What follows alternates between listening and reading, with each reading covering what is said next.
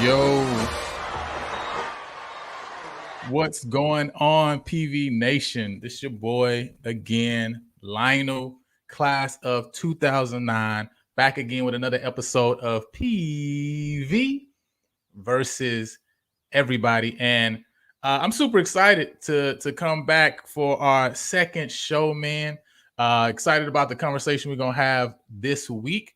Not excited about the result we had last week. Definitely not excited about that. But I'm still excited for the season. Like that hasn't got me down because I still think this team has an opportunity to win the SWAC West, to get into the SWAC championship game, and to win SWAC. So I still think we got that opportunity. Let me see. It look like I'm coming through a little blurry. Let me get myself together. You know what I'm saying? So I still think we good as far as that's concerned. So man, can't wait to get into the show today, man. But again, if you have not done so already, make sure you subscribe to the channel, man.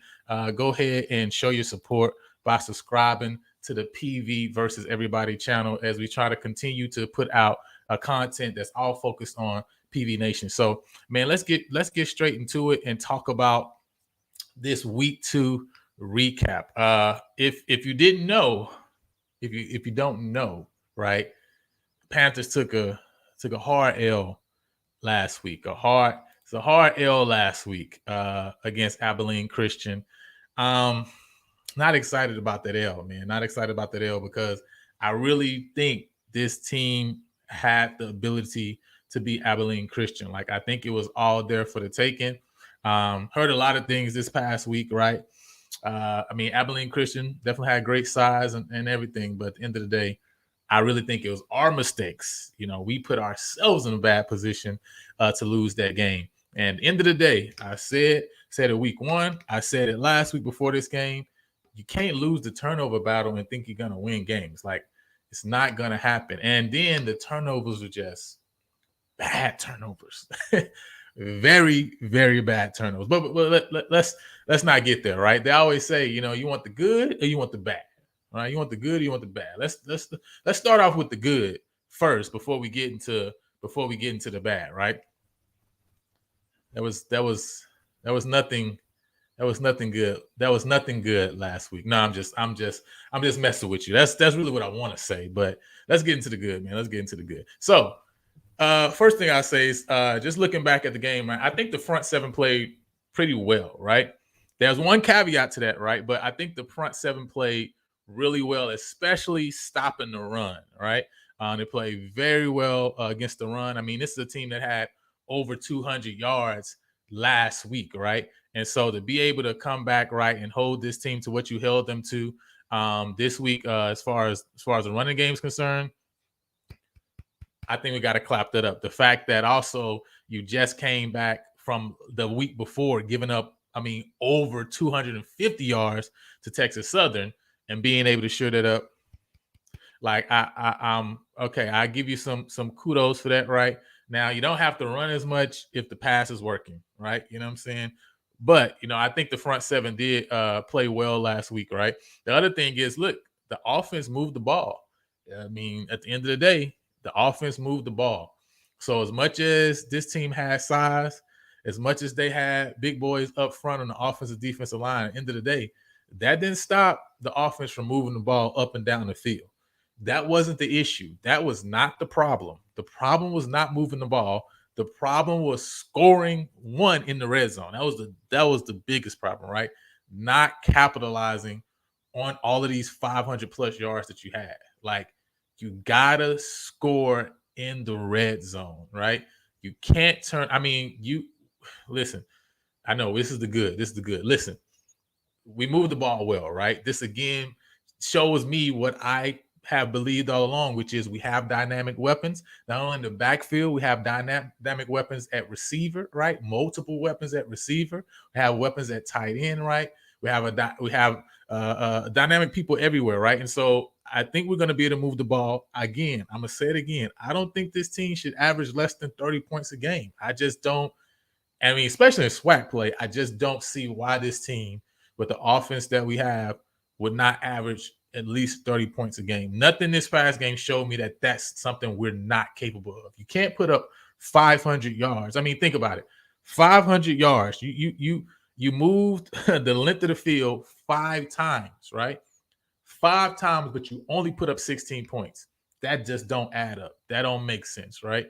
So that's not something that I think is going to happen often.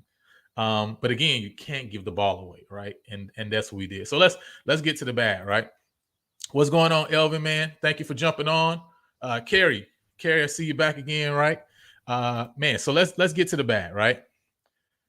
You gave up too many big pass plays. And you had a couple of really, really, really bad plays to where, you're not even within 10 yards of the receiver. Like, that's bad, man. Like, the communication on the back end got to get showing up quickly. Quickly, right? Because obviously we got SMU this week, right? Out of conference game. No, that's not a game that we expect to win. Nobody expects us to win that game. But right after that, you're coming back and you're getting straight into conference play. You got to shore that up quick. Because if you're giving up big plays, that's a recipe for disaster, right? And we don't need to get into shootouts. In the SWAC grass right now, you have a lot. There's a lot of limbo when it comes to quarterback play. Other than, we already saw Andrew Body, right? You got Miles Crowley over at Grambling. But after that, you got a lot of shaky quarterbacks. You don't need to give up the big play. Make teams drive the length of the field. Make them show you that they have an offense that can put up 500 yards. But if you're giving up the big play, man, you're giving teams an opportunity to continue to stay in the game that they should be out of. Like times when we should put our foots on people. we're letting them stick around. That's recipe for disaster, right? So, man, you can't give up the big pass play, right? The next thing, which is the same thing we talked about from the first week, and we got to deal with this quickly. Man, special teams coverage is bad, right? I mean, not only a punt return for a touchdown, but like think about the opening drive. Like, I mean, the opening drive, they're starting on a 42-yard line. That makes no sense, right? I mean, obviously, right now we don't have the kickers with the leg to put the ball in the end zone, so we gotta cover then, right? Because what I'm seeing is they're catching the ball around the 8, 10, 12-yard line, right? They're already 10 yards, they're already 10 yards moved from the goal line. So our coverage needs to be A plus, right? And so I don't know if we need to switch out, who we got, who we playing on the coverage team, or what we need to do, but that got to get dealt with quickly because we can't continue to give teams short fields in these games. Like, we're not going to be able to do that and win. Number 3, turnovers. I mean, and at the worst times, right? I mean, you got the turnovers. We're going in for the score with Caleb Johnson, right? Obviously, we have an issue where we're down at this point, but listen, that can start to move the momentum back in the right direction, right? Even though the defense had given up some plays, you score that touchdown. You're talking about being down 17, getting the ball back, right? Get the ball at the beginning of the second half, right? I think that first drive we punt, right, but the next drive we go down and we throw the interception in the end zone, right? You're talking about being down 10 points. So I mean, we have the fumble with double A that actually got returned for a touchdown. So literally the turnovers killed us, and I believe they scored like 17 points off turnovers, right? Not including the special teams touchdown, right? So this game was basically, look, we laid the ball down and just gave the game away at the end of the day. Like, this game should have been way closer to this. These two teams, as I believed and as I thought, and that, to me, I think the numbers show these teams are really comparable. It's just, man, who made plays, who played solid, and who didn't, right? Who made mistakes, period, at the end of the day. And we made the mistake, so we come home with the L, right? So turnovers. What's up, Jimmy, man? Appreciate you coming through. And yeah, we do. We need a quarterback coach, right? We definitely need a quarterback coach. I think on that play, right? And I wish I had it pulled up. I should have clipped it and pulled it up, right? On that play, if you look, Conley pumps right one time, right? And I think that's a thing we talked about before, right? Is he's kind of second guessing himself.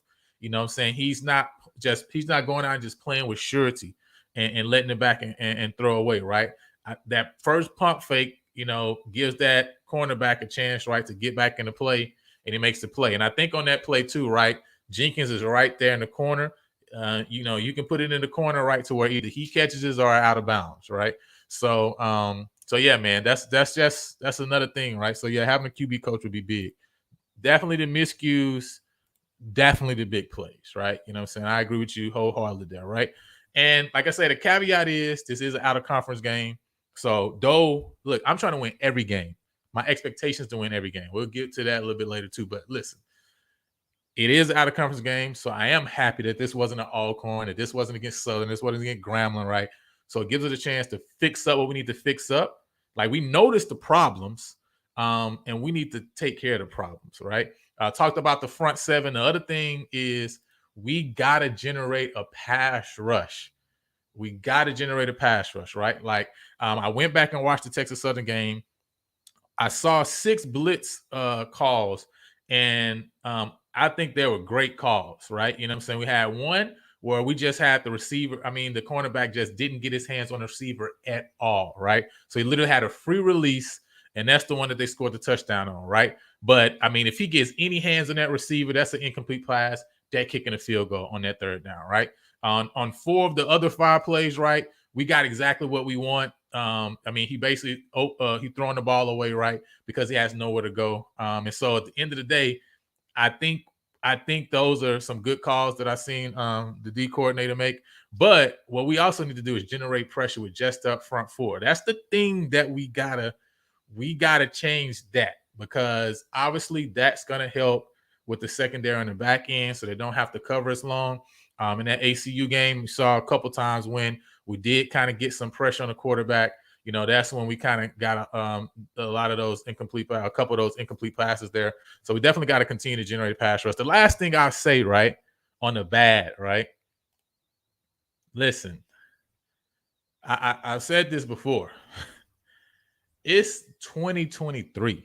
It's 2023. The first thing is there's nowhere in the world that a D1, right? That you talking about FBS or FCS football game that it shouldn't be televised. That's first and foremost. There is nowhere that a football game should not be televised. It makes no sense. This is the year 2023. The game should be televised, period, point blank. It doesn't have to be on ESPN.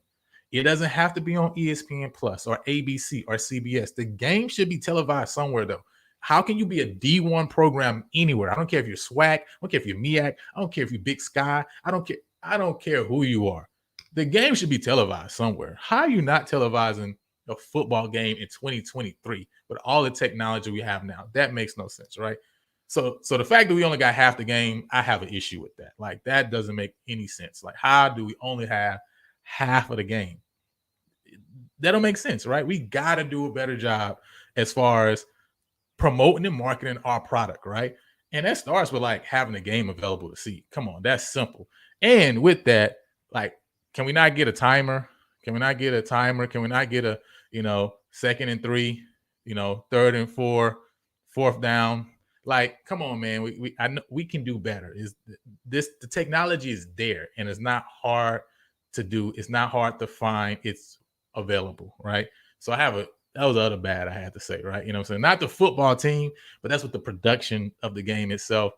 Got to get the whole game up, man. So anyway, let's jump over to this next.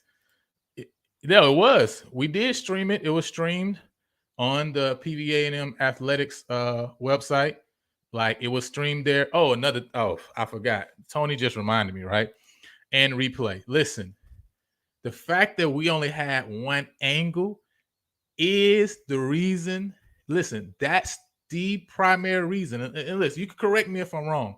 But if the officials only have one angle to use for replay, then yeah, Caleb Johnson didn't get in. But if you got multiple angles to show for replay, Caleb Johnson scores a touchdown in the second quarter. That's a touchdown, right? So our ineptitude, right, is causing us points. Our ineptitude could be causing us games, right?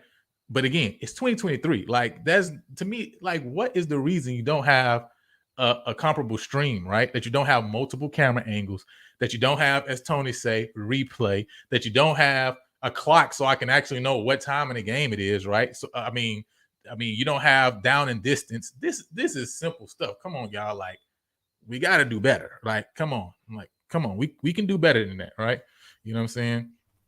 They did show some replays, right, on the YouTube, right? But we do need multiple angles, right? You know what I'm saying? That's on us. So anyway, let's keep it moving, right? So another thing I want to talk about, because we kind of had a conversation throughout this week about building a winning culture, and also I feel like that also deals with, what does it look like to have an engaged fan base, right? What does that look like? What kind of picture does that create? And I think three things come to mind for me personally, right? You may have more. Hey, you can add them. You know what I'm saying? If you want to come jump on, let me know. You know what I'm saying? I can drop the link in the stream for the StreamYard, right? For you can jump on. But these are the three things that come to mind. Number one, you got to have expectations. I mean, all of us are talking about Deion and what he did over the last couple of years, what he did at Jackson State, what he did at Colorado. The reality is, what Deion came in and did immediately when he got on campus is his expectations rose the expectations of the university, of the football program, through the roof. It was not like, hey, we're going to still be mediocre. We're going to continue to be at this level. No, why can't we get 4-star and 5-star recruits? That's the immediate expectation. Why can't we have these guys come play at HBCU? That's the immediate expectation. Soon as he stepped on campus, your expectations have to rise and have to be higher, right? And the reality is, if you don't expect to beat ACU, like why are we even having a conversation? I just don't understand. Why are we having a conversation? The expectation to be ACU, that's minimal. Like that's minimal. Of course, I expect to be Abilene Christian. I expect to be Abilene Christian, right? I expect every year to be vying for a SWAC championship. I expect every year for teams to look at PV on the schedule and say, we're not going to put them on homecoming because that's probably going to be a loss. That's my expectation. Like, we have to raise our expectations if we want to talk about creating a winning culture, like a culture to where winning, I mean, that's just winning is normal. Like, we're trying to move from winning to dominating, right? But winning, oh, that's simple, right? But there has to be expectations. There has to be expectations on the team. There has to be expectations on the athletic department that we put out a stream that makes sense. There has to be expectations upon the coaches and coaching staff. There has to be expectations upon the alumni and the support from them in the community. Like, expectations on everybody has their expectations. It has to rise, right? It can't just stay the same. It can't stay the same, right? Our expectation has to be higher, right? But not only that, if you're talking about building a winning culture, you know what you also have? You have engagement. And I think people don't understand and don't like the fact that you have engagement. Engagement means you're going to get people who are going to say, listen, every week, going to say, we need all of the secondary to sit down and for them to start this person, this person, this person, and this person. That's a part of engagement, right? A part of engagement is saying, hey, these running backs need to get less carries and this running back needs to get more carries. That's part of engagement, right? Like this mindset and this thought process that we have, like, oh, who are you? Or where did you come from? Did you travel to this game here? If you're talking about creating a culture where people are involved and want to see the team win and want to be engaged, you got to deal with engagement, right? And engagement is not just good. You're going to have people along every part of the spectrum. But at the end of the day, it's good. That's what you want. That's what you want to create. You want to create people who are behind everybody's behind the team. Everybody wants to see the team successful. But hey, people are going to let their opinion be heard on what they think that means and what that looks like. The fact that we try to kill those conversations and kill, like, well, who are you, or what do you know about football? How many years have you played? Listen, we want everybody to be engaged and to be a part of the conversation. The more they're a part of the conversation, the more they're putting their opinion out, is the more they stay connected. Those are good things, right? So this thought process to quell who can talk about the team, who can give their opinion about the game, who lost the game, who won the game. Listen, we need all that. All that is good. All that is going to continue to build this culture that we're trying to create, right? And the last thing, right, is accountability, right? You got to have accountability. Accountability all across the board. Alumni, coaches, community, students. Everybody has to have some level of accountability. If you don't have accountability, then people are going to they're never going to raise to the level of your expectations because there's no accountability on them, right? If there's nobody who can come and say, like if I can't come and say, listen, this stream was horrible and we need to do a better job and we need to figure out how to get more camera angles. Listen, that's a part of being accountable, right? To be able to have a place and have a voice and to be able to go and say, hey, listen, these are the issues we saw this year and we would like for these things to be addressed. How can we do them, right? What type of funds need to be raised to get these things done and to see them implemented? Like, hey, this is what we said we need to do. This is the funds we need to raise. We raised those funds and now we don't see those issues taken care of. There got to be a level of accountability, right? And exactly, right? Like, I mean, with all the engineers we pumping through, how can we not, right? You know what I'm saying? Have those things in order. So, you know what I'm saying? But we need to have that accountability, right? And the last thing, when I was looking at these past years, because, we've been having these response. Listen, I don't know. Somebody knows though, and they need to get us a name, right? So we can hit them up and tell them, like, listen, what do you need? Like, how can we get this taken care of? All right. But I was looking at these past years, right? Because I'm continuing to just try to figure out, why do people continue to put the football team and think of them in a certain ways. And I went all the way back to 2007. 2006 was the last time that Prairie View finished less than third. It was in 2006, right? From 2007 to today, PV has not finished less than first, second, or third place, right? In the division, in the West. All right. Now, again, like I said before, last time we met, the issue is with us finishing, right? I mean, we have a couple years where we lost to Graham, and that was a game that ended up not allowing us to be in a SWAC championship game, right?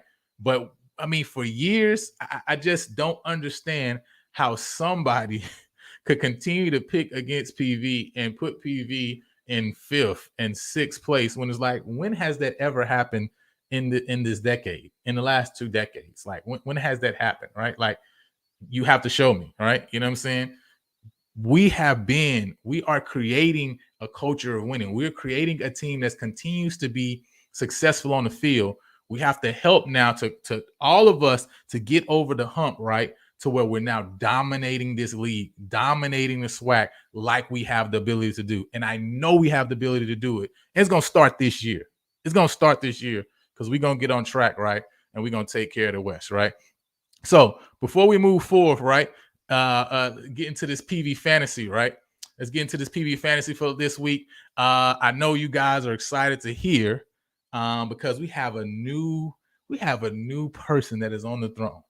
Got a new person that's on the throne this week. But first and foremost, man, I want to thank the new participants for jumping in and getting involved in PV fantasy, man. Thank Miss Deborah Holland, Delvin, Juan Hill, and Dr. Cavill, man. Thank y'all for jumping on the PV fantasy football this week. We'll continue to try to continue to make this a thing weekly to where we jump in, show support to the football team, and continue to connect people with the actual game that's on the field, right? So let's get into it though. For week number, this is supposed to be week number 2, not week number 3.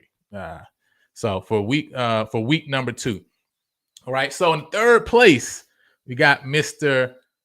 Brandon Lee, 30.3 points. All right. 30.3 points. Sorry, Brandon. Last week he was number 1, the king on the throne. This week he has been taken off of the throne. And he's now in third place. And he's actually tied with number 2, who is Mr. Delvin Alejandro. Mr. Alejandro. You know what I'm saying? He is tied in second place, right? 30.3 points last week. And number 1, drum roll, please. That was a horrible drum roll, right? I'm going to have to find a drum roll, sound effect. But in first place for this week, PV Fantasy Football is none other than Mr. Jimmy Wilson, class of 1980 with 33.3 points. Man, Mr. Jimmy, he's just like, hey, let's play fantasy football. You did awesome this week. Your picks came through for you, and you grabbed that first place spot. You know what I'm saying? Richard, you literally were 1 point. You literally were 1 point away from medaling this week, 29.3 points, right? So you literally did 1 point off. You know what I'm saying? So, Mr. Jimmy, you're week 2 winner, not week 3, week 2 winner. You know what I'm saying? Let me see. Said that's because all the prognosticators are old heads basing their analysis from their peers. Listen, I know. And we talked about that last week too, right? They talking about stuff from back in the day. You know what I mean? Yeah, Mr. Jimmy won, man. Mr. Jimmy won. So he is the king of PV Fantasy Football for the week, man. Enjoy your win. We're going to be releasing week 3 today, right? So make sure I'm gonna drop that in link in the chat in a little bit, right? So make sure you get back on there, right? Choose your individuals for week 3. Let me let you guys know exactly how it's worked, right? For maybe somebody's watching, it's your first time getting on. Of course, the game rules is we picking 1 player from each of these positions, right? We got running back, a wide receiver. You got your flex position of a running back or a wide receiver, a tight end, defensive lineman, a linebacker, and 2 defensive backs, right? And so these are the individuals you're going to pick. And of course, as you see, these are the points right here. Of course, you can see that it also is going to be listed right there in the Fantasy Football Challenge link that you'll have. And this week, I'm actually slightly changing the defensive scoring system, right? So it's going to be 1 point for a tackle instead of half a point. We had half a point previously. We're going to change it to 1 point for a tackle, and it's going to be 2 points for tackle for a loss. Previously is 1 point, right? So we kind of tweaking that there, right? So yeah, Mr. Jimmy got it done. You know what I'm saying, Mr. Jimmy? You know what I'm saying? He's a Juice fan for real, for real. You know what I mean? So appreciate you coming through and playing. So with that being said, man, I want to jump over real quick and for you guys to see. Let's look at this week's slate of games. Let's look at this week's slate of games. And first off, look at the standings right now. We know that we're in first place with a 1-0 record in conference. Of course, Texas Southern's 0-1. On the east side, you got Florida A&M 0-1, and you got Jackson State 0-1. That's all that has been done conference-wise, right? This week, we got a lot of non-conference games as well, out-of-conference games as well. There's only one conference game this week, and that is Alabama A&M at Southern University, right? I think this game is going to be a very, very good game and a very interesting game. Obviously, I'm hoping that Alabama A&M pulls out the win because at the end of the day, if they pull out the win, that gives Southern one conference loss. Because even though Southern has lost to 2 conference teams, those games wasn't conference games. They were out of conference games, which is just crazy. I mean, it is what it is, right? But this is actually the first conference game for Southern. So they are actually going to be playing Alabama A&M. I think if Alabama A&M can establish their running game, I mean, last week, that's what they did. I think they had one back that went for almost 200 yards, right? 3 touchdowns. If they can establish that run game and get him going, then I think it'd be a long night for Southern. Obviously, Southern has a really good front. So we're going to see how that goes. But obviously, I'm pulling for Alabama A&M to pull this game out because that, of course, puts us in a better position on the west side of things, right? As far as out-of-conference games, FBS, this week, not only us against SMU, we got Bethune against Miami. We got Texas Southern going up against Rice, and we got Jackson State going to Texas State. And, of course, out-of-conference games, FCS and D2, Valley going to Delta State. We got Florida Memorial going to Grambling. Miles against Arkansas Pine Bluff. I think that's going to be a really interesting game, too, this week. Listen, I don't understand why they scheduling the SWAC as out of conference, but hey, let them do them, right? We're gonna keep scheduling real FCS out of conference games, right?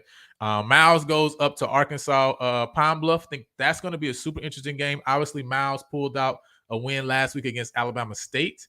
I think they have a good chance of being competitive with Arkansas Pine Bluff, but I kind of feel like Arkansas Pine Bluff is going to pull this one out. We got West Florida going to Florida A&M. I'm hearing a lot of talk, especially from Jackson State people, about West Florida beating Florida A&M. I just think they're talking outside of their neck. They're like hoping and wishing, right? And then we got McNeese going to Alcorn, right? And that Alcorn-McNeese game, McNeese has not looked good so far this year, right? That first game of the season against Tarleton, they actually put up 34 points. It's going to be interesting to see how they go, how they play against that Arkansas defense. I mean, Alcorn defense. But, you know, I do hope Alcorn actually pulls that out, man, because we have played horrible. SWAC has been horrible outside of the conference this year. I mean, bad, man. Losing the D2 teams, of course, losing the FBS, FCS teams. So it'd be nice to get a win somewhere, right? And so if Alcorn can pull it out, like that would be, I'll actually be pretty happy about that, right? You know what I'm saying? So anyway, let's get back to it, man, and get to our 20 questions. Let's get to our 20 questions for this week. And let's get to it, man. So first question for this week. How much are we going to make from playing SMU in Dallas? This is a real question because I was looking to try to figure out like what kind of the payday is going to be. Maybe somebody out there knows. Obviously, FBS games, you know, most of the time you're not playing them because you're going to win the game. You know what I'm saying? You're playing them because You're trying to bring in a payday. And so it's interesting. I would definitely like to know, man, is what is the payday going to be on this game with SMU? Because it's right up the road in Dallas, three and a half, 3.5 hour drive. What's the payday going to look like for PV Athletics, on this game? 400K. 400K that's a nice payday, right? To go up the road. That's not bad. Do you know if they're taking the marching storm as well to their game? And yes, the SWAC has had horrible quarterback play so far, right? So that's really the only caveat and why I'm still thinking that this team could do what it does, right? Question number 2. So, they taking the storm. That's another question I have on 20 questions, but taking the storm kind of makes it not as good. So you saying 500K if we bring the band? So do y'all know these are the numbers? Like, is it 400K for sure or 500K for sure with the band? Like, is that the actual contractual numbers? Because when you have to move the band around, man, it costs money to move the band. So that kind of eats into the profit a little bit. But question number 2: will we generate more than 300 yards of total offense against Southern Methodist, right, SMU, this weekend? What do y'all think? Do you think we get more than 300 yards of total offense? Obviously, game 1 against Texas Southern, I think we ended at 485, I believe it was, right? Total yards of offense against not 485, 435, I believe it was, right? And then against last week against ACU, we had 533 yards of total offense. So do you think we crack 300 yards total offense, right? Next week? I'm thinking based on the second half, you know what I mean? If they're up big, then I think when they have some of those backups in, I think we could get it done. You know what I'm saying? What do y'all think? Do you think we can generate more than 300 yards total offense? Number 3, which PV offensive or defensive player will stand out for their play in this game, right? Which player do you think is going to stand out for their play? I think, when you think about last year, you had North Carolina against FAMU, or I think this year UCF FAM, right? You think about some of the games, that has been played before when Jackson played ULM, or these different games where, you get to go up against FBS competition.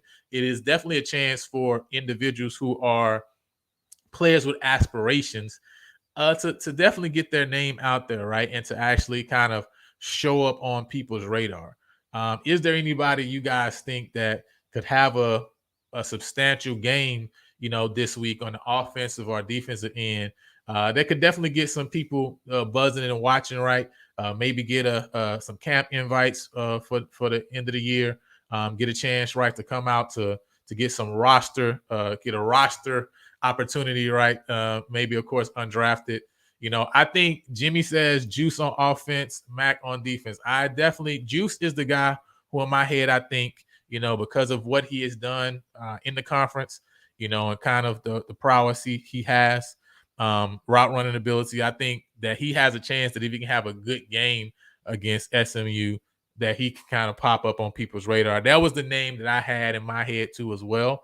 I don't know anybody on the defensive end that I could see that I'm like, okay, if they stand out this game, could really get a big look, right? But I think Juice is the guy to me on the offensive end that I think could have an impact and could have an impactful game that can maybe get a look. Of course, either of the running backs, of course, I think if they have a really good game, like a breakout game, right? Obviously, I think that could do a lot for them too as well. But I think offensively, Juice is really the guy that I think that connects with, right? Number 4, how big will the PV turnout be for this game in Dallas, right? Obviously, Dallas is really our second home base, right? We got Houston and Dallas as far as some big areas. We got a lot of alumni in the area. I saw a couple posts on, some parties, on some tailgating, for the SMU game, some special ticketing and a special section up in Dallas as well. How you think PV is going to show up a turnout for this game in Dallas, man? This is definitely in the PV's backyard as far as being in Dallas. Obviously, we got the game. We got the State Fair Classic there as well. But we also got this game now in Dallas this year. 500, Okay, Jimmy says 500. I think 500 would be a nice contingency. You know what I'm saying?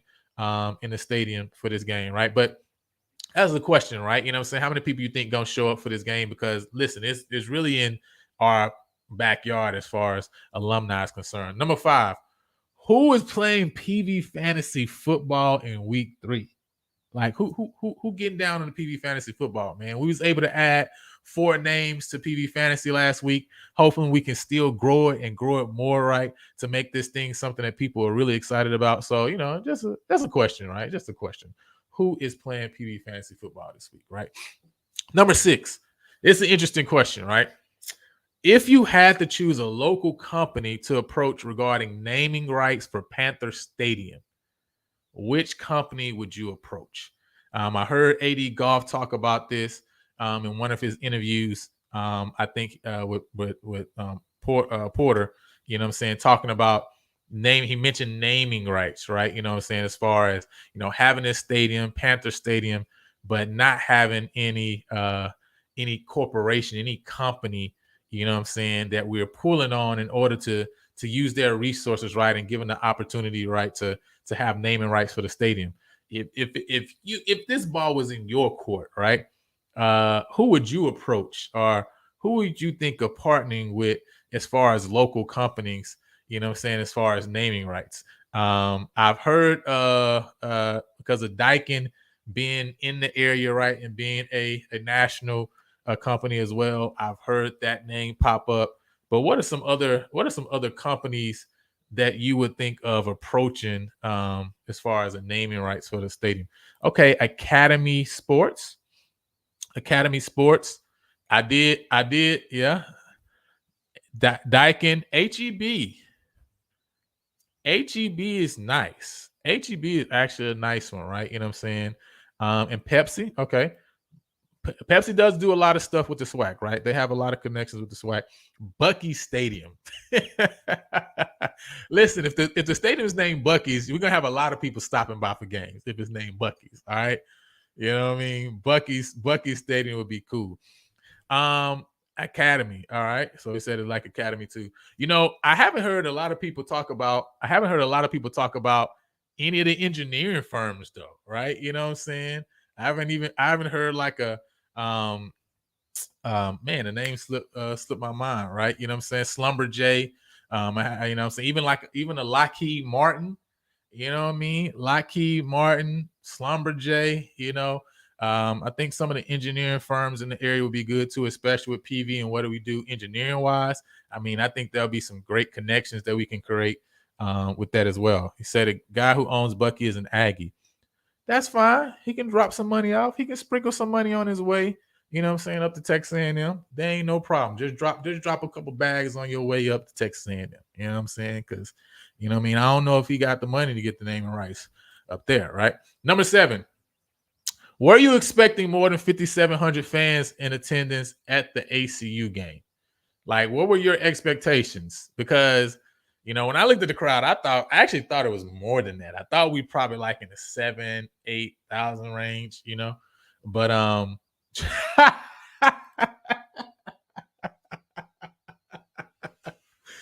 listen, Trillburger Stadium, and listen, people won't be upset about the food.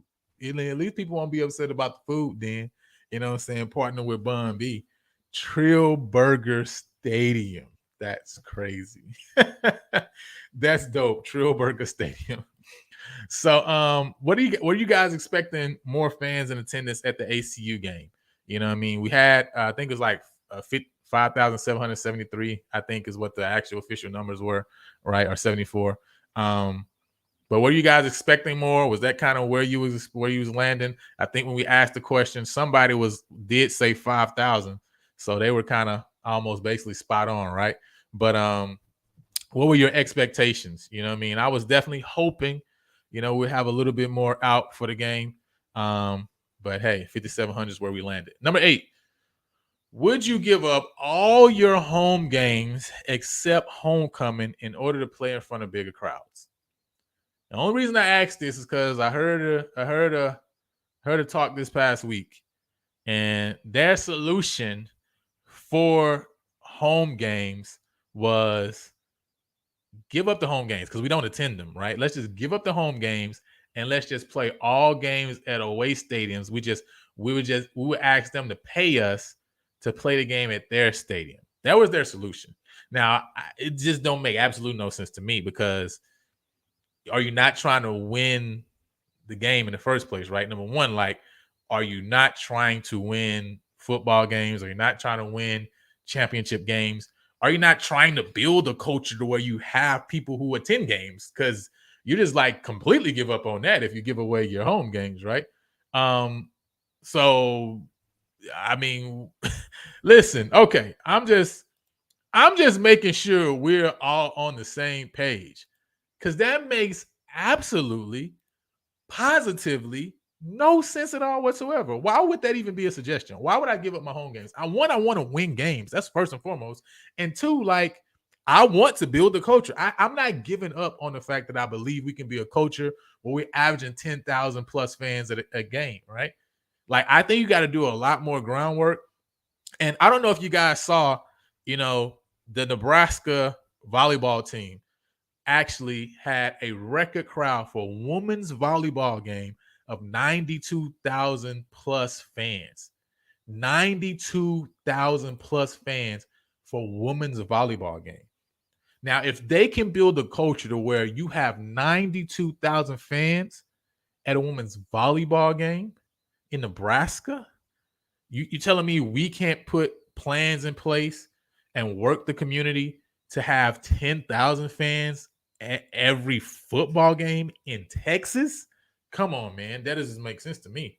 It don't make sense. Now, it said that they put a lot of work in the community, right? Going to the community, the coaches going to the community, the AD going into the community, going to deal with high school coaches for volleyball teams, right? Like, they did a lot of community groundwork in order to build that fan base to where Nebraska volleyball rivals football. They have sold out 300 something straight volleyball games. And I think their crowds, I think they hold 8,000 fans in their stadium that they use for the volleyball team. They had 300, like 30 something straight sellouts for volleyball, 8,000 plus. We in Texas. You telling me we can't get 10,000 fans for football on a Saturday? Come on, I don't believe it. Like, I don't believe it. I believe we can get it done. So why would I give that up? Why would I give that up, right? It wasn't that bad. Sam Houston, SFA, Lamar, then I would have expected more. Yeah, I got you, right? And I did go back and look at some of the numbers, right? Like, the numbers have fluctuated, right? I think when Sam Houston came, it was 8,000 in the stadium, right? So we've had some games. We've had other games there where we've had larger crowds, still, again, right, not where I think we can be and where we should be, but we have not always had horrible turnouts either. Yeah, that's true. That's true. But it also was a plan that they put in place and they start working it over time. It didn't happen overnight that they get to this point like this. It wasn't that volleyball always was like in the minds of people and going to the University of Nebraska was always there. Like, they worked their community. They worked the state of Nebraska with the mindset that they wanted to build volleyball in Nebraska up to a certain thing, and they put in effort and energy toward that. I read multiple articles. They talked about the coach, the first initial coach who had that thought process of making volleyball that in Nebraska. That he put time and effort into going to the community and talking about Nebraska volleyball, going to local high school coaches around the state, right? So he put in work to build it up to this point. And so, again, have we even done any of that to even try to get PV football to that point, right? You know what I'm saying? So let's keep it moving, right? Number 9, should we continue to play money games against FBS schools? So this is a general, right, conversation that, happens, of course, with a lot of different schools. Obviously, there's an issue because one of the things that, I'm worried about, that I think multiple people worry about this week is, hey, let's just not get injured. Let's come out of this game with no injuries. So for you, do you still want to play? Do you think we still should play these FBS money games, right? And with the way college sports is moving right now, this question may be an even bigger question because with these conferences getting so large, there may not be an opportunity to play a lot of these money games into the near future, because these teams and the way their schedules are probably going to change is probably going to weed out a lot of opportunities for FCS schools to play, especially these big group Power of Five or maybe not Power of Four schools, right? Because these conferences are major and large, right? So that's the question. That SFA game, the school marketed heavy. That's when they had the "You Ready" commercial. So yeah, I mean, we got a market. We haven't marketed that well, right? You know what I'm saying? And that's another thing. For this 92,000 that they got, they started marketing. I forgot they said like back in the winter of the previous year, right? You know what I'm saying? So you're talking about 8-9 months of marketing for that specific game to try to break that record.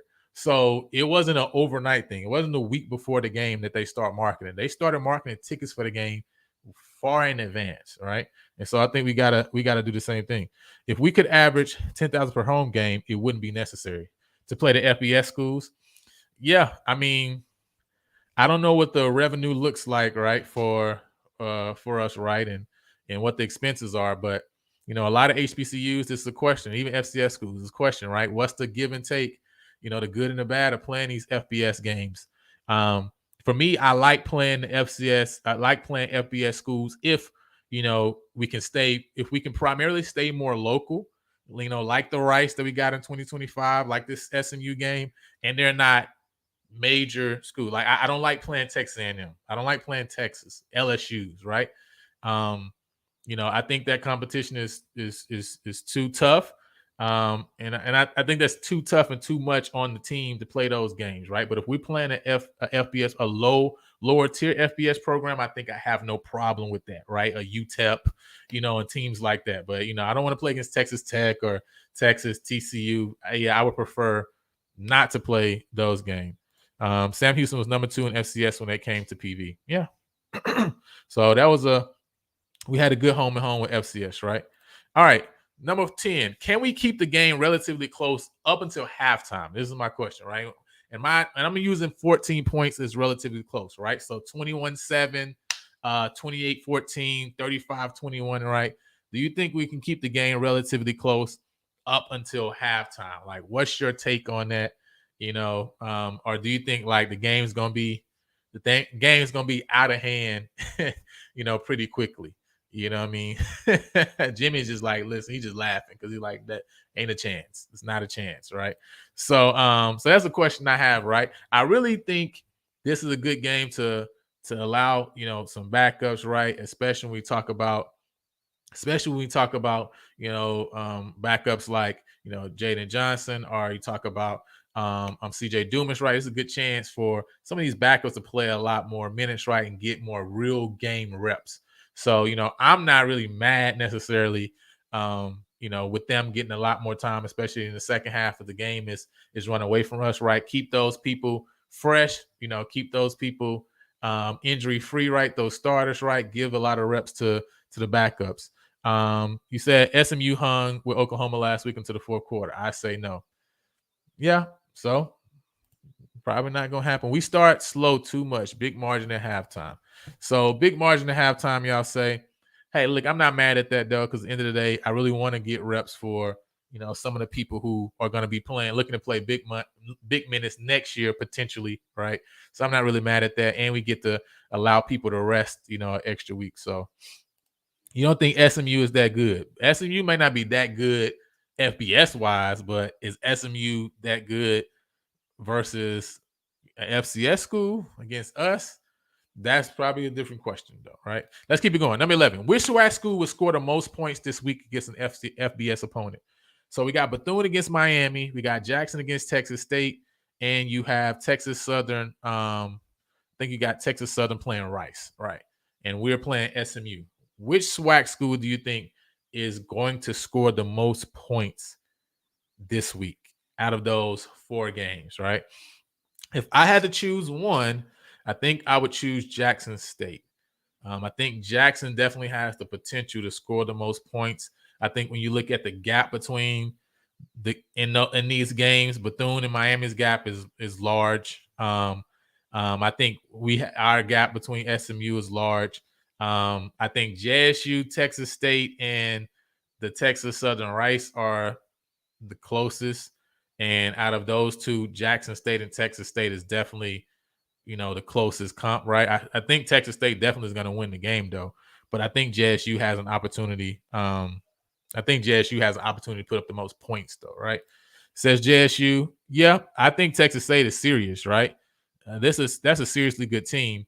Again, this is just against an FBS opponent this week. Who you think got the most, the chance to hang up the most points? I think JSU probably is that. I don't think, after seeing what Texas Southern did last week against Toledo, I think Body is probably going to rest again this game, and they have no chance of doing anything.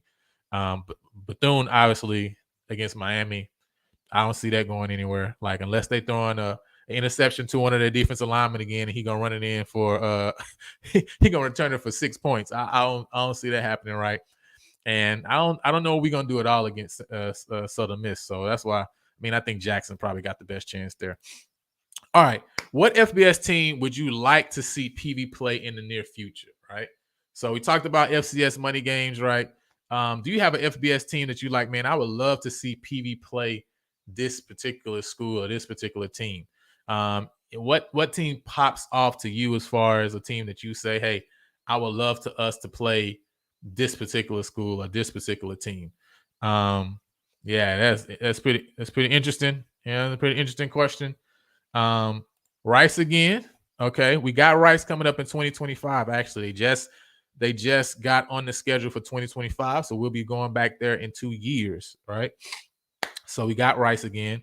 Sam Houston. I like the Sam Houston, right? Rice, Sam Houston. I like that. Yo, North Texas. I like North Texas. I think that's this is the type of FBS team that I'm saying I think I like these games, right? Smaller FBS program. And the thing I like about this game, too, against North Texas is it's in a region that again, right, gives an opportunity for our alum to be able to attend that game, right? It's in the area where our alum can also, get to that game, tailgate, etc. I like that North Texas. North Texas, I like. UTSA, okay, cool. I like UTSA. Texas San Antonio is doing something. You talking about marketing in a team that has been working on connecting themselves with the community. U of H is doing it here in Houston. UTSA, that team needs to be looked into, right? As far as knowing how to market and connect themselves with the community, right? So I like UTSA too.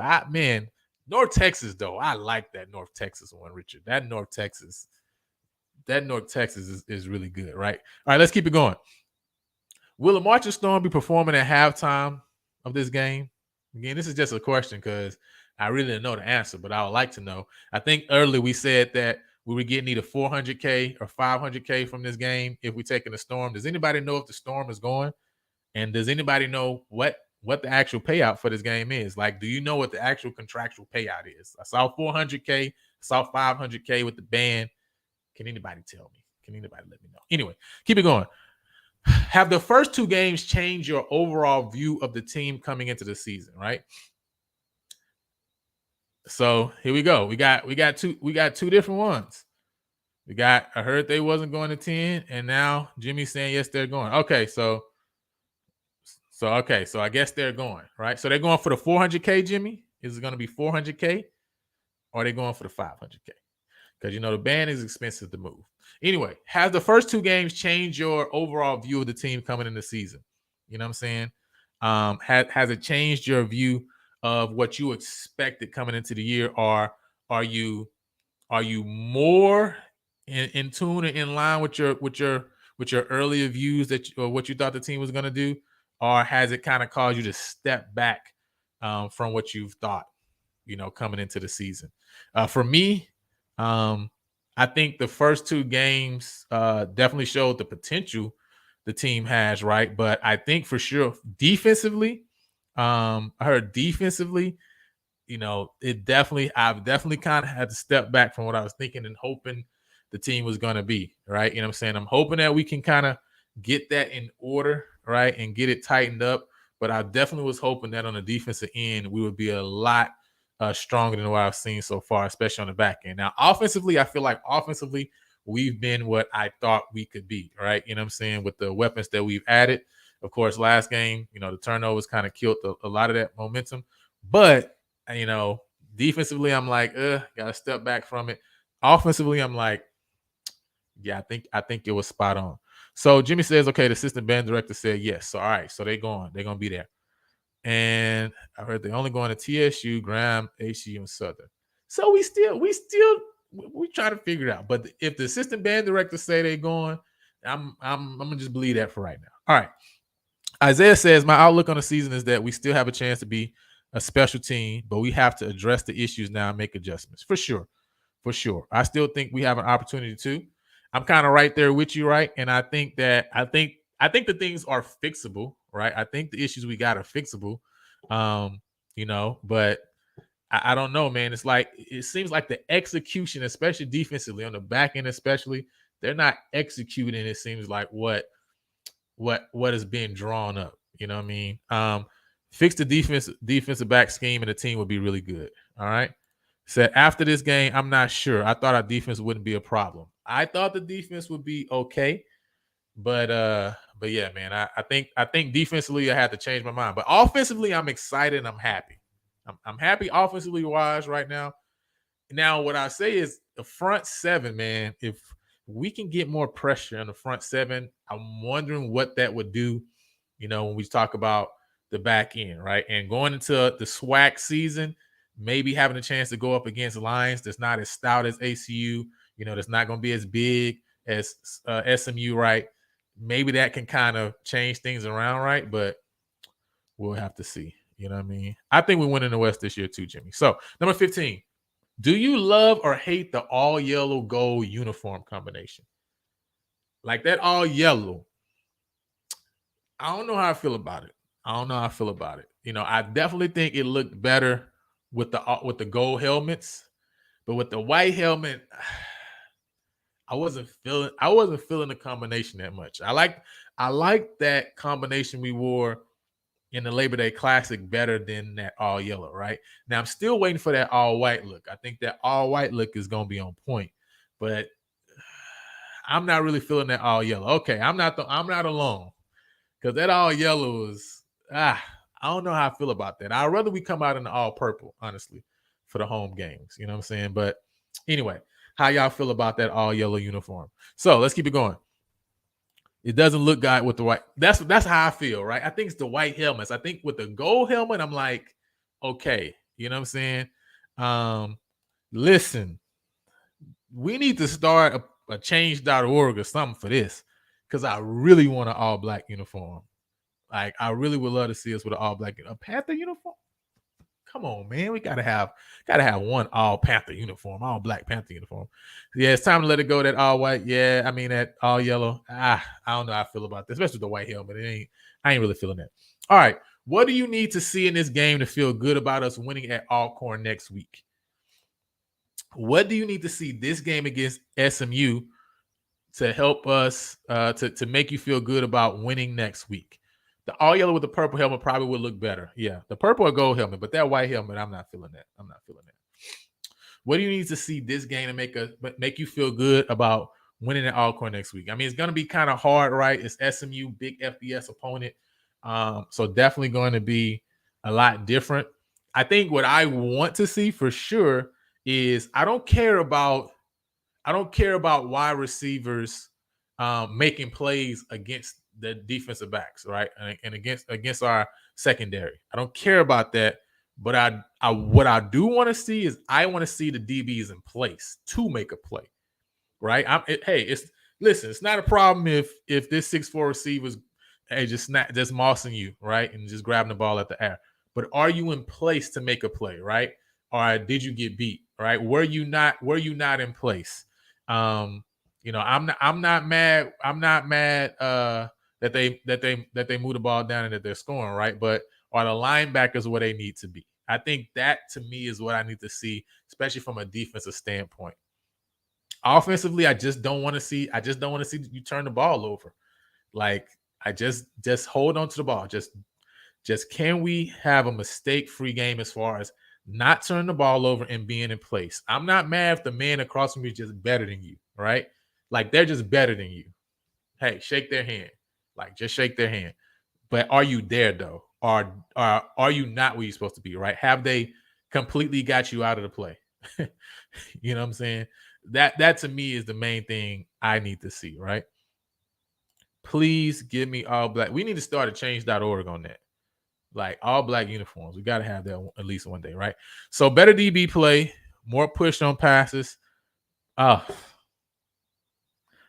listen, the special teams has been horrible. Outside of their first game with the field goal kicking, the coverage has been horrible. The return game has been horrible too, by the way. You know what I'm saying? Um, so I mean, it's on both sides really right now. So the special teams has been horrible, right? I want to see our offensive line and defensive line man up. Okay.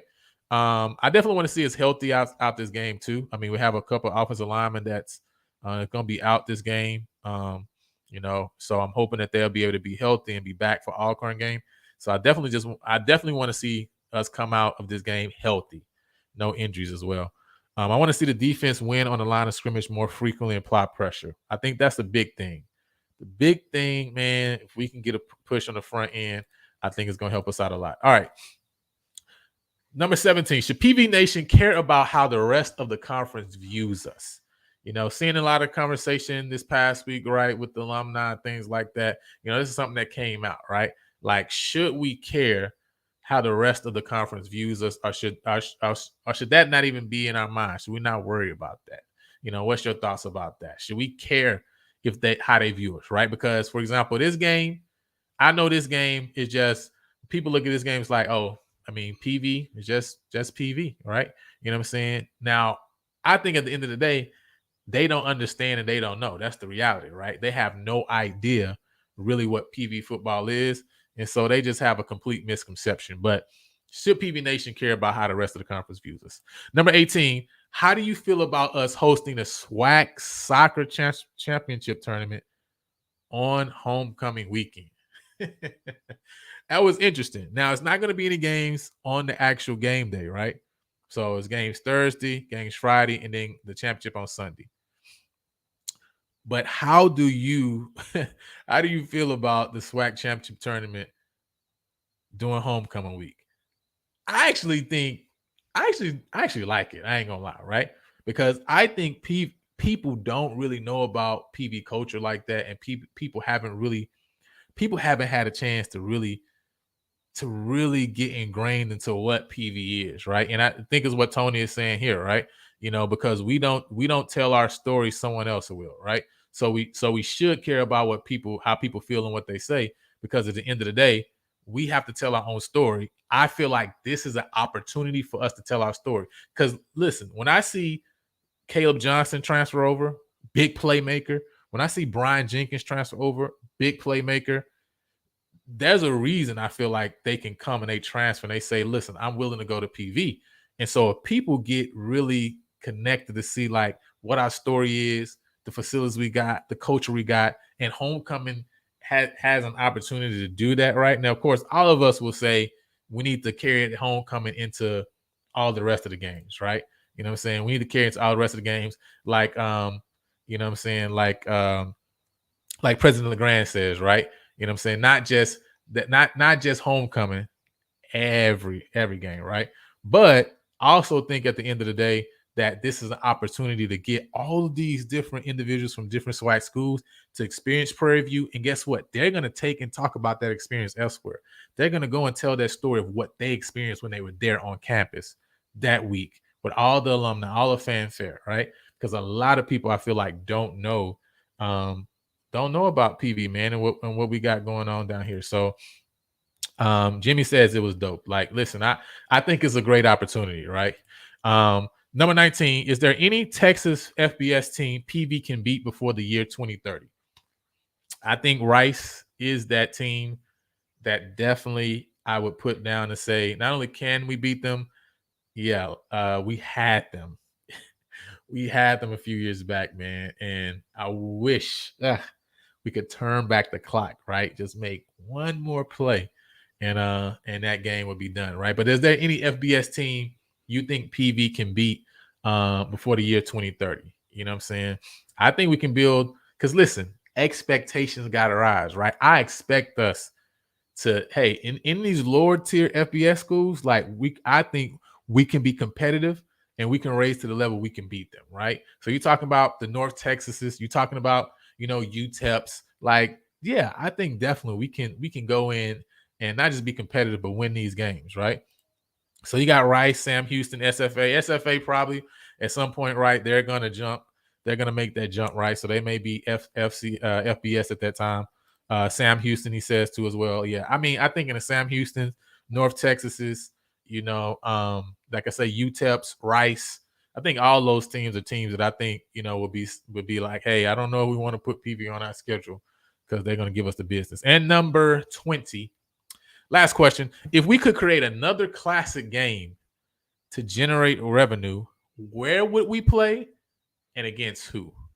So if you could generate another classic game, right? Another classic game. So you got State Fair Classic, you got the Labor Day Classic, right? And I know that may be like, hey, that's too many classics, right? But if you had another opportunity, right, to say, okay, instead of playing, instead of playing another FBS school or instead of playing the FCS school, right? If you can create another classic that could generate revenue like a State Fair Classic, that could generate revenue like a Labor Day Classic and generate sponsorships, where would you play it and who would you play it against? Those are the two questions, right? Where would you play it? Who would you play it against? What's your thought process? So Jimmy says California. Okay. California's big though. Where in California are you talking? Where in California are you talking about?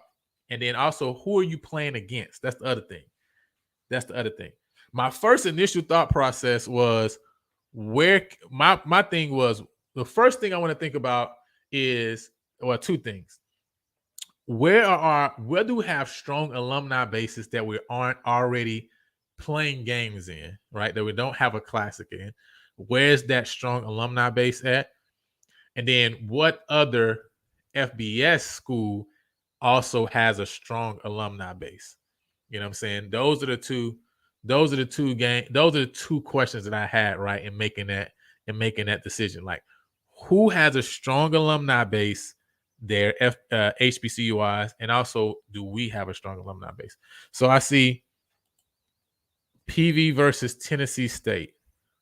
Interesting. PV versus Tennessee State. Why Tennessee State though, Isaiah? Like, why would you bring Tennessee State? Q says bring back Tennessee State. Oh, we got two Tennessee States, right? And where would y'all play the Tennessee State game at too? Like, where are you gonna play that game at though? Play in San Diego or Los Angeles. Okay. Look, I was there when we went to Los Angeles. I think we played Central that year, North Carolina Central. That was a great game, great atmosphere. I loved it. I loved the week leading up to it. It was dope. It was so dope, right? So I love that California game. But would that be a game? I mean, and the other thing, right, it's in an area where, man, you can generate a lot of buzz out there in California. Talk about growing your brand, right? Building a reputation out there with PV Nation, with the Storm. I think, man, the Storm went and did a lot of showings, kind of like they did that week. They do that week with State Fair Classic. PV versus Howard. Ooh, I like that. You know what I'm saying? Two Ivy League HBCU schools getting it in. That would be dope. But again, where y'all playing this game at, right? Where would you play the Tennessee State game at? Where would you play the Howard game at? That's the question. Jared also says he likes PV versus Howard. And then the classic against Southern and Shreveport for the Louisiana State Fair was good. You're up since bacon wrapped shrimp there. So Southern and Shreveport. I don't know, but Southern is one of our big games that we have at home, right? So I don't know if I want to take that game from I don't know if I want to take that from a home and home, because that's one of our like guaranteed big home draws. So I'm not really liking that. You say PV Howard. Okay, in ATL, do you think, do we have a strong enough base in Atlanta though to have that game in Atlanta?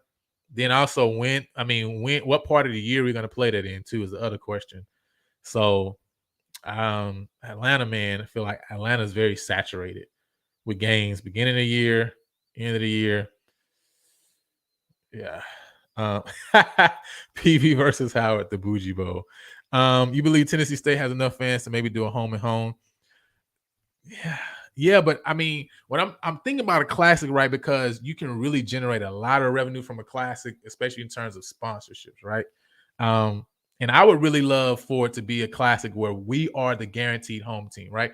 Almost in the same way you had the OBC, right? Where it's a classic that's created, but technically FAMU over the last years, right, has been that home team. It was in Florida, right? So FAMU is that home team, and then now you bring in another school to play against them. Now they've had years where, hey, a couple years it was Jackson, a couple years of South Carolina State, right? They've had other teams playing that, right? So we could probably mix it up and play different schools, but I'm thinking of something where we're the home team in this sense, right? What else we got? PV has a large enough alumni base in San Diego and Los Angeles, North Carolina A&T, and North Carolina Central. I love that North Carolina Central game we played against them, right? Too. You say you like them in the Chicago Classic. Hey, the way Coach Wade talked about Chicago Classic, you know what I'm saying? I don't know if they got their stuff together, right? But PV in Chicago, that would be nice too as well. And then we have also California was good. We should go there again. So it looks like California leading on California. I'm seeing Howard. I'm seeing Tennessee State, right? Um, maybe develop a classic at home with another HBCU. See, that's kind of what, in my mind, that's like more what I'm thinking. I don't know if we would have to do it in Houston, right? Um, but I would love if we could do a classic, right? We're the home team, even if it's not necessarily at Prairie View, right? But wherever it is, that we're the home squad, like all the time. If it is a neutral site location that's not Prairie View or Houston, then it's okay if we can swap back and forth home side with Graham, like we do with Grambling. But I think there'll be something nice to consider, right? As another squad we could play every year that generates great revenue. And then when you talk about these FBS games, I mean, if we can generate 500, 600, 7, 8 million, right, off of this game right now, do we have to go get beat up by FBS school every year, right? You know what I'm saying? So that's the question, right? That's why I say, where do we have an alumni base, all right, in order to do that? And also, where does another school have an alumni base, right? So if Tennessee State or Howard got a big base here in Houston, or Tuskegee even, right, something like that, like, hey, that's a great game. Let's play a game here locally to where those alumni that can't always see Howard, they can't always see Tennessee State, they can't always see Tuskegee, but they're here and they'll come to this game, right? So we'll get that fan base and our fan base. But anyway, it's just an interesting question, you know what I mean, I had. So let's get to the keys of the game, man, and get out of here for this evening. So Southern Miss and Prairie View for this upcoming weekend. And the number one is the most important. No injuries. Like, let's just come out this game with no injuries. I would love to see us get a lot of an opportunity, to have some of the backups play, a good portion of the game, right, to get those reps in, and especially the backup line, right. And also, I just want to see us move the ball effectively, right, and not turn the ball over, right. If we can do that, listen, we ain't got to put up too many points on the board. I would love to see if we can score in the 20s. But we ain't got to put up that many points on the board. But I would love to see us move the ball, and I would love to see us not turn the ball over. Those are the two things that I want to see from an offensive standpoint. Defensively, right? No injuries. Number one, again, generate no injuries. And then generate more pressure. Can we generate more pressure? I think Isaiah mentioned it earlier. You know what I'm saying? Can we generate more pressure? That's the main thing, right? We got to start creating pressure with our front seven. And then execute. Just execute, man. Just execute the plays. Just be where you need to be. Even if you get beat, but just be where you need to be. You know what I'm saying? If the other man's better than you, I'm fine with that. But just be in the spot you need to be in, man. And I think we'll be good. Q says we need to go where the majority of alumni works as well. Right. That's what I'm saying. Like, if we can get to where the alumni works, I think we'd be good. We should just try out several options to see what sticks. Try Kylie, Howard, Tennessee State, something in the Midwest. That Midwest is another good spot. Another location we went to was St. Louis. I remember going to St. Louis for something back in the day when I was at school. And St. Louis is a nice spot as well, right? A spot that I think has, or even Kansas City, right? Those areas, right, has nice black populations there, right? You know what I mean? So I think that that area be great, right? To maybe take another HBCU there. And I guess that's why Tony probably said the Chicago Classic, right? But getting in that area be good. Please, no injuries. I heard we got 3 starters injured this past weekend. Yeah, on the offensive line, definitely. Cornerbacks need to play 5 to 7 yards off the wide receiver. Listen. Just be where you need to be. Okay, just be where you need to be. And then you can play Tennessee State home and home. I like playing Tennessee State. You know what I'm saying? I don't have a problem with home and home against Tennessee State either. But I still would love to see, I'm thinking about a classic game though, not necessarily a home and home. But yeah, I would love to play Tennessee State. I think we played Tennessee State a long time ago at State Fair Classic. They were one of the teams that played the State Fair Classic for 1 or 2 years. But yeah, Tennessee State would be a great home and home. So yeah, that's all I got, man. Execute. Just drop the link for the stream there. If anybody wants to jump on and give your thoughts before we get up out of here, you can use that stream to jump on. Said home and home for Tennessee State. It's a lot of alum in Texas that attended Tennessee State and their band coming automatically. Okay, that's dope. You know what I mean? PV versus Howard would have to be neutral, but not sure where though. Yeah, I like PV versus Howard too. Like I think PV versus Howard would be a dope game as well. I like Tennessee State. You know what I'm saying? I do like Tennessee State. I would like to try something in the Midwest. You know what I mean? I don't know who has a good following, a good fan base in the Midwest. That St. Louis or Kansas City, like I say, area, I think would be great, to put a game there. Even trying out the Chicago Classic, you know what I mean?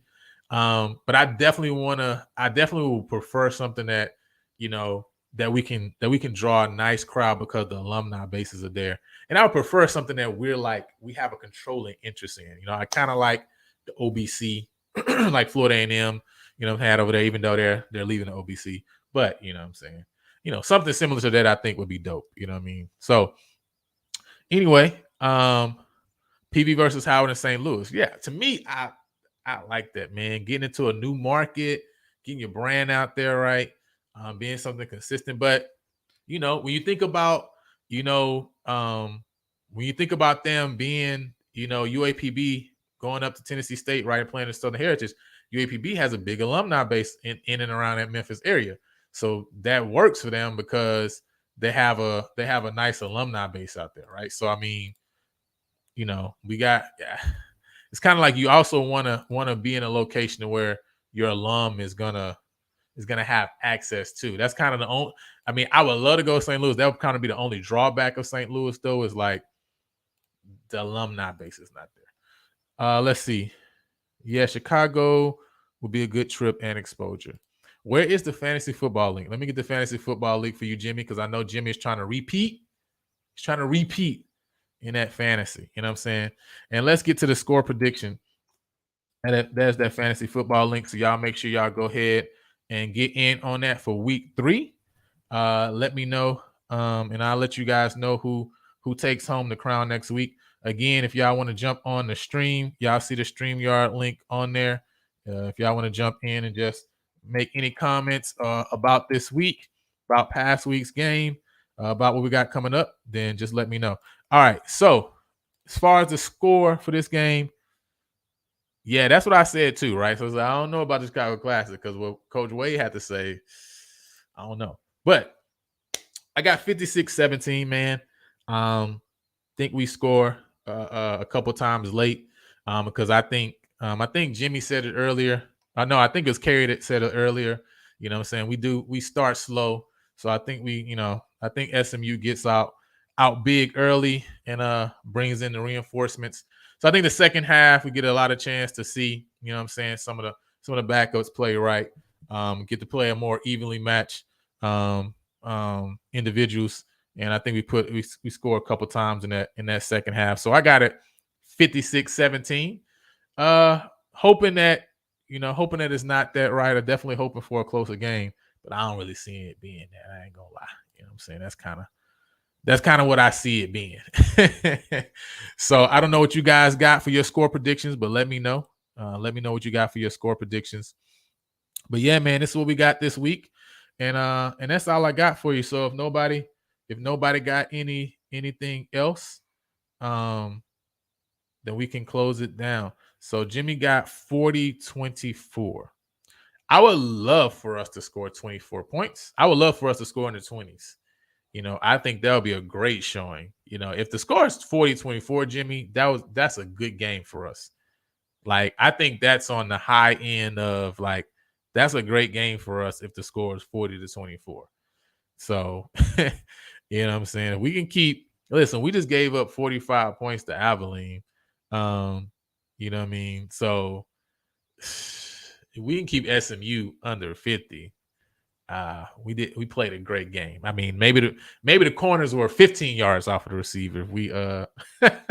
If we didn't give up 40 points, right? Yeah, man, Elvin, appreciate you, man. Thank you so much for showing up and showing love. We're definitely going to try to keep it going every week throughout the football season, and we're gonna keep it going through basketball season as well, man. So appreciate y'all for checking in, for PV Nation for jumping on, man, because at the end of the day, we got to get our story out there. I think that's the main thing that even pushed me to do something, is because we don't have our own stuff out there. Like, honestly, the reality was I was looking for something like this, for example, right? Like, I was looking for stuff about PV. You know what I mean? Like, I'm going to all these other places, going to all these other shows, and we're a side conversation. We're like the side piece, but we're not the major point. We're not the major piece of the conversation, right? The only time we're forced into that position is, hey, well, now we're 3-0, 4-0 in conference, and now they got to talk about us because, like, hey, like, this is a big game coming up, or we're in a SWAC championship game, so they got to talk about us, right? But there's nothing that's just like for us, you know what I'm saying? And us telling our own story, like Tony said earlier. And I think we got to do more of this, is tell our story. So Kerry got it 42-14. Y'all got SMU not putting points on the board. Like, what have y'all seen from our defense that makes y'all think that SMU not gonna score 50 points? Like, I don't understand right now. Like, y'all think SMU is gonna score less than Abilene Christian scored? I mean, listen, I love it. I hope it's that way, but y'all are better than me. Okay. Q got it 49-10, R 42-13. Okay. So 10 points and 13 points. Jared has it 49-21. I'm not mad at that. I would love for us to score at least 20 points. If we can score 20 points, to me, I'm like, okay, that's pretty good. I think that's pretty well for us, right? I would definitely like for us to score with our first unit too, at least, right? Because I think we're gonna score in the second half, once the game is out of hand. But I would like for it not to be, 34-0, and then we score at the end of the year. End of the year, end of the game, right? I would love for us to score a little bit earlier than that. So the show, we about to close out. Let me see. Jimmy, man, you love this show. Appreciate it, man. SMU got beat up by Oklahoma last week. Yeah, and hopefully they don't beat up on us this week. All right. That was weird. Miscues that game. I trust we make changes in defense backfield. Yeah. So we'll see how it goes, right? But anyway, man, I appreciate y'all for jumping on. Again, man, if y'all want to jump on the stream next time we on, man, I'll make sure I drop the stream link a little bit earlier. If anybody wants to jump in and share their commentary, share their thoughts, man, it's definitely open, right, to all of PV Nation, right? So you guys can definitely come on and let's chat it up. I was too, and then you came along, so I agree with Elvin. Thanks. All right, man, appreciate it. No problem. Are you going to take GSPN's invite to Swacker Food? Yeah, I gotta hit him up.